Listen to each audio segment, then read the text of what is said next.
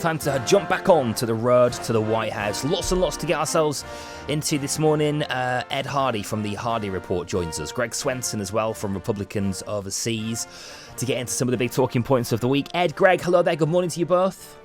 Good morning. Thank you for being with us. Yeah, well, thank you. All good. We've got a heck of a lot that we want to get our teeth into this morning. Let's start off with the breaking news this morning that the US Supreme Court Justice Ruth Bader Ginsburg, one of the iconic champions of women's rights, a central part of American politics in the last couple of decades, has died of cancer at the age of 87. This opens up a really interesting conversation. I think we'll start with the personal, I guess, but we'll come on to the potentially bitter fight that this opens up for that seat on the Supreme Justice. Ed, let's start with you, because she is perhaps more revered by people on your side of the argument than Greg's. Just how much did this woman mean to the sort of liberal arm of American politics? Just before we dive into that, obviously, can we offer our condolences to her children and her grandchildren tonight? Because beyond all of this, we have to remember there's a person and a family that are grieving right now while the nation is having this conversation. But what she means to a lot of people is she was a heroine for a lot of people, a pioneer for gender equality. She dedicated her life and her career to fighting to expand the rights of all Americans. And her work expanding those rights, the life she's had, it will leave a significant mark on history. She will be missed by those that she's left behind, but her legacy will be remembered forever. She will have inspired a generation of female figures in the legal sector in America to go out there and pursue a career. She was a groundbreaking individual in that area. So beyond the politics of the decisions that she made and what that entails, you have to look at that she has really left a legacy behind that is a phenomenal, and what she chose to do with her life, the way that she approached fighting for others is something that is admirable. And to be honest, we should all take that lesson on to our heart. I mean, the perfect quote from Ruth Bader Ginsburg that sums it up is, fight for the things that you care about, but do it in a way that will lead others to join you. And I think that's a message we should all take away from her life and her career. Greg, you are likely to be more critical of her contribution, I suppose, to society and to politics, but on a human level, I suppose this is a moment for a bit of reflection. Yeah, of course. I mean, she seemed like a nice person. I thought my favorite story or sort of reflection about her was the fact that she socially was her closest friend in the Supreme Court, and one of her closest friends in general was Antonin Scalia, which is amazing given they were the absolute Justice Scalia was about as far from RBG on views on legal views and on the court. So so look, I think the country will have a very short moment of reflection, but as you can see in the press already this morning, it's I think that it's going to be a really interesting couple of months, depending on what happens. It is, and so here's the bit that's really critical about this, Greg, because it's very finely balanced, isn't it? The Supreme Court. The president has the nomination. It's then rejected or approved by the Senate, and it's coming in the most divisive weeks of the campaign here to be the next president. How do you, Greg, see that playing out? Well, so far in what I've read, it looks like the president will nominate someone, and the Senate has already, Mitch McConnell has already stated that he will actually push it through the Senate. I find that somewhat surprising, given that there's only less than 2 months until the election, and it would be really contentious and I think really difficult, especially given you have a handful of so-called moderate senators that are running for re-election. And so I think that would make it really difficult. I think it would be great, of course. I'd love to get another conservative justice or constitutionalist justice on the bench.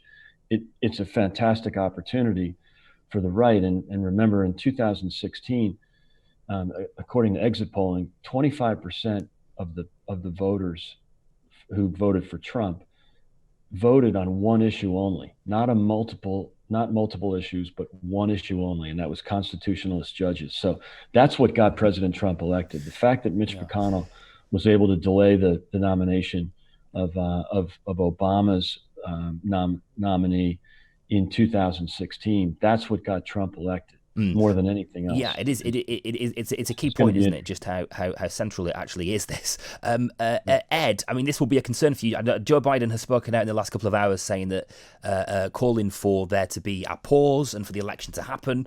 Naturally, he would say that, hoping that he will win in November and that it will be his pick. But for the people on your side of the argument, this is going to be a deeply concerning time, isn't it? The reality is we have to look at what Republicans said back in 2016, and I think that there are a lot of Republicans, like Greg just talked about, who want to have another justice on the court, but they recognize how close we are to the election. And if you look back in 2016, Mitch McConnell himself said the American people should have a voice in the selection of their next Supreme Court justice. Therefore, this vacancy should not be filled until we have a new president. That was talking about a vacancy on the Supreme Court 269 days from the election. We're now, 45 days out from the, final votes being cast, election day happening. And so it is far, far too soon for that. And we're already seeing people like Senator Lisa Murkowski raise concerns about this, even Senator Chuck Grassley raising concerns about the Republicans moving forward this quickly. So we're going to have to look at whether these Republicans maintain the same standard. We're already seeing that Mitch McConnell is making clear that he won't, but maybe people like Senator Lindsey Graham, the chairman of the Senate Judiciary Committee, they'll show some backbone. They'll show that they're not going to have a double standard, because the reality is they said this in 2016 that it was too close. 269 days out. We're 45 days away. Yeah, that's the precedent is there for sure. And we will come back to this, and we will talk about it, I'm sure, more than once between now and November. Let's move on to another issue that has been not central to the campaign by any stretch of the imagination, but has been central this week because the California wildfires are raging. It's put climate change on the agenda this week, and there's been classically contrasting approaches from both of the candidates. Let's start with Donald Trump. This was Trump, speaking to scientists at a sort of roundtable event in California. Just listen to the tone that he takes when speaking to one of the scientists and one of the scientists' concerns about climate change. We want to work with you to really recognize the changing climate and what it means to our forests. If we ignore that science and sort of put our head in the sand and think it's all about vegetation management, we're not going to succeed together protecting Californians. Okay. It'll start getting cooler. You just watch. I wish science agreed with you. Well, I don't think science knows, actually. We'll come back to that in a sec. Biden stuck to the script, though. He was very critical of Trump and Trump's handling of the climate change conversation and situation. Greg, let's start with you on this one. America is watching California burn. Trump is saying that it'll cool down, despite the science not necessarily agreeing with him. People could easily contrast that with his handling of the virus, couldn't they, and conclude that he is out of step on another big issue facing the American people. Well, of course, I don't agree with that, and I think that the president can do a good job of articulating what he's actually done around Corona or the China virus, and as opposed to what the press has said he's done, or about what he's, the mistakes he's made in terms of his messaging. But what he's actually done is quite positive and actually is consistent with the so-called Biden plan. So, what Biden says he's going to do about the virus is exactly what the president has already done. And then on this California thing, I think it's pretty clear that the president will stick with his story that forest management has been neglected. The emphasis on climate issues in California is out of step with the rest of the country, and it's actually helped cause these fires. So I think it's pretty clear that that's just a practical solution. To look a scientist in the face, though, Greg, who disagrees with that, who says actually the science is actually telling us that it isn't just about forest management, that this is about global warming, and to say without evidence clearly that it will cool down. I think, and let's look at this from the perspective of a group of people who've been talked about this week as Republican-leaning suburban women. This is the group that obviously Trump's going to want to take with him into November, and they are living in suburbs that are badly affected by some of these issues. And they are looking at Trump and they are looking at him sort of rejecting the science and brushing it away and saying it'll cool down. And they are worried about that, whether Trump believes it or not. America is worried, or at least a certain section of America is worried about the way that he's talking about climate change. Well, possibly. I think the president's going to be, pretty honest about his views and not just, lean toward or get his arms around climate change because he wants to win the election or because he wants votes. Look, he's going to be honest. Last year, when they polled issues, climate change was number 22 on the agenda in the U.S. Now, look, I know it's different here in the U.K. and in Europe, but it just doesn't matter as much to American voters. It matters to a section of American voters. It surely matters to younger voters.